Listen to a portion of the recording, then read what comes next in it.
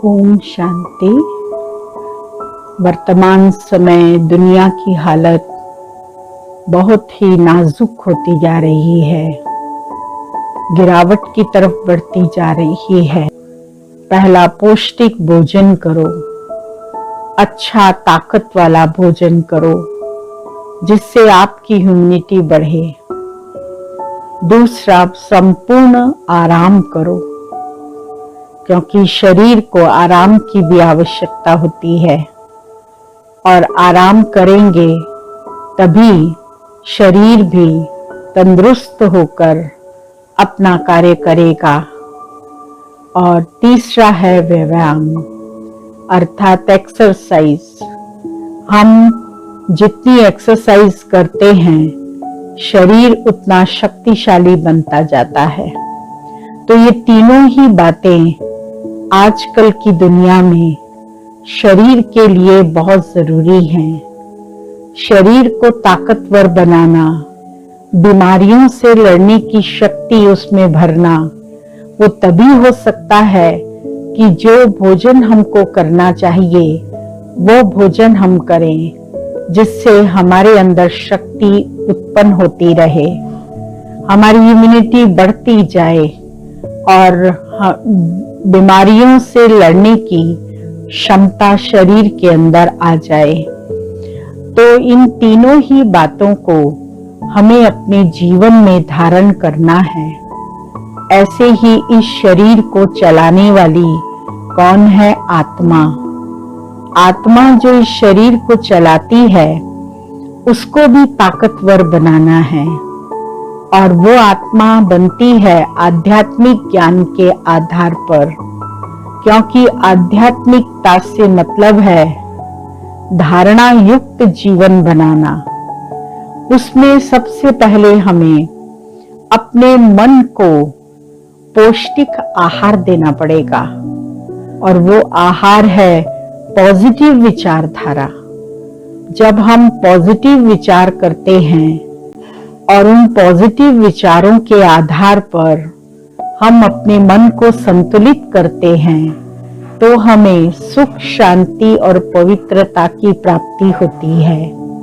हमारा मन एकाग्र हो जाता है और मन में अच्छे विचार चलने शुरू हो जाते हैं। ऐसे ही मन को अच्छे विचार देने का काम एक दफे एक स्कूल के टीचर ने किया। वो अपने साथ एक खाली बोतल ले गए और कुछ चीजें ले गए। उन्होंने बोतल को टेबल पर रखा और क्लास के बच्चों से पूछा कि ये बोतल बताओ क्या है। उन्होंने कहा खाली बोतल है। तो उन्होंने टेबल टेनिस की जो बॉल थी वो उसके अंदर डाली। जब वो भर गई तो बच्चों से पूछा अब इसमें कुछ आ सकता है? तो बच्चों ने कहा कि नहीं, बोतल भर गई है, अब इसमें कुछ नहीं आ सकता। तो उन्होंने कंचे उस बोतल में डाले। तो जहां जहां खाली स्थान था वो कंचे वहां फिट होते चले गए।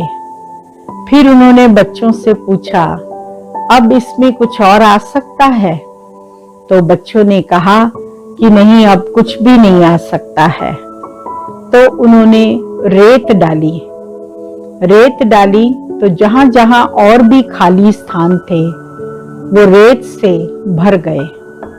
फिर उन्होंने बच्चों से पूछा कि अब इसमें और कुछ आ सकता है? तो बच्चों ने कहा कि नहीं, अब कुछ नहीं आ सकता। तब उन्होंने एक गिलास भर के पानी उसमें डाला तो पानी से वो पूरी बोतल भर गई। फिर उन्होंने कहा कि देखो अब इसमें कुछ भी नहीं आ सकता। एक हवा है जो अब थोड़ी थोड़ी जो इसके अंदर जगह होगी उसमें भर गई है। और इसी तरह से जब हम लोग कोई भी कार्य करते हैं तो हमारे कार्य करने के तरीके में छोटे छोटे काम भी बीच बीच में आ जाते हैं। समझो आज हम कोई बड़ा कार्य कर रहे हैं उसमें कोई मिलने आ गया, कोई बात करने आ गया, कुछ देने आ गया, तो ये छोटे छोटे काम भी बीच बीच में हम करते रहते हैं। ऐसे ही हमको अपने आप को इतना ऊंचा उठाना है कि हम मन को बड़े बड़े पॉजिटिव विचार तो दे ही, पर विचारों के साथ साथ हम इन छोटे छोटे चीजों को भी अपने मन के द्वारा सर्व आत्माओं को देते रहें। तो मन का क्या हुआ? आहार इतना पावरफुल होना चाहिए कि हर तरह से वो हमारे अंदर समा जाए। मन को आराम भी चाहिए, तो आराम कैसे मिलेगा? राजयोग के माध्यम से। जब हम योग करेंगे, योग अर्थात याद, परमात्मा की याद, मन में परमात्मा को बिठाओ। मन में परमात्मा बैठेंगे तो दिलाराम जब मन में बैठा है तो आराम हो जाएगा। और राजयोग से अर्थात हम अपना कनेक्शन, आत्मा का कनेक्शन परमात्मा से जब जोड़ते हैं, परमात्मा पावर हाउस है और हम छोटे से घर की लाइट है, तो जब हमारा कनेक्शन परमात्मा से जुड़ता है तो हमारे अंदर उसकी शक्ति भरती जाती है और वो शक्ति हमारे आत्मा को रिलैक्स कर देती है, एकदम शांत कर देती है, सुखी बना देती है। इसीलिए हमें आराम भी करना चाहिए राजयोग के माध्यम से। फिर हमें व्यायाम भी करना चाहिए, एक्सरसाइज, मन की एक्सरसाइज। और मन की एक्सरसाइज है समर्थ संकल्प। व्यर्थ संकल्पों को फुल स्टॉप लगाकर हम छोटे छोटे स्वमान मन को कार्य करने के लिए दे दें, तो जब हम उनका चिंतन करते हैं तो मन की एक्सरसाइज भी होती है। और एक्सरसाइज जो है वो कैसी हुई कि हम अभी परमधाम अपने घर चले गए, क्योंकि परमधाम हमारा घर है। इस दुनिया में हम पार्ट बजाने आए हैं और पार्ट बजाने के बाद हमको वापस अपने घर जाना है। और आने जाने का ये जो चक्कर है, ये हमारी एक्सरसाइज है। इस एक्सरसाइज के माध्यम से हमारा मन एकदम शांत रहता है। कोई भी प्रकार का व्यर्थ चिंतन, बुरे विचार नहीं चलते और हम आत्माएं अति श्रेष्ठ हो जाती हैं।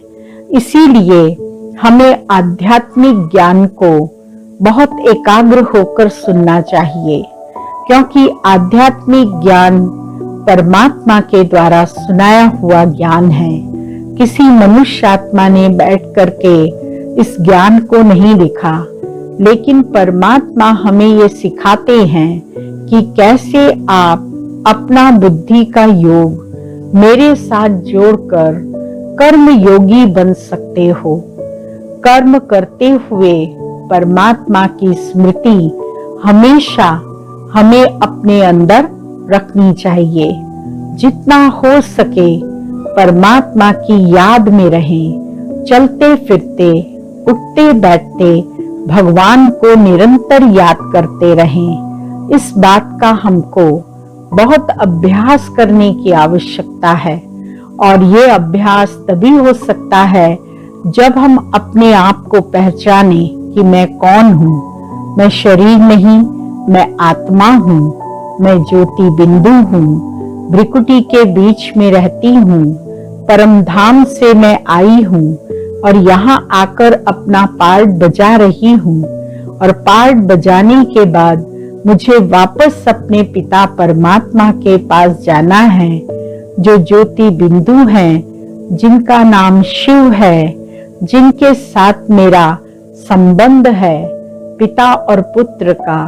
तभी तो परमात्मा के लिए कहते हैं तमेव माताश्च पिता तमेव बंधुश्च सखा, अर्थात तुम मात पिता हम बालक तेरे, तुम्हारी कृपा ते सुख घनेरे।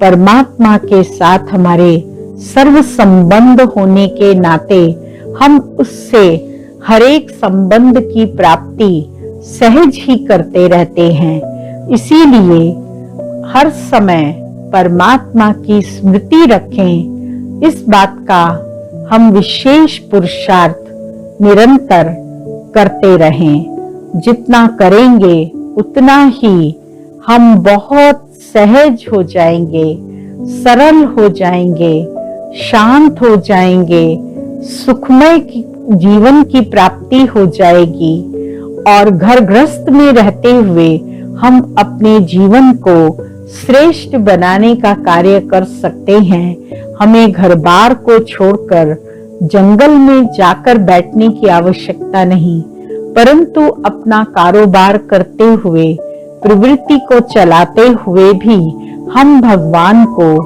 बहुत अच्छी तरह से याद कर सकते हैं। ओम शांति।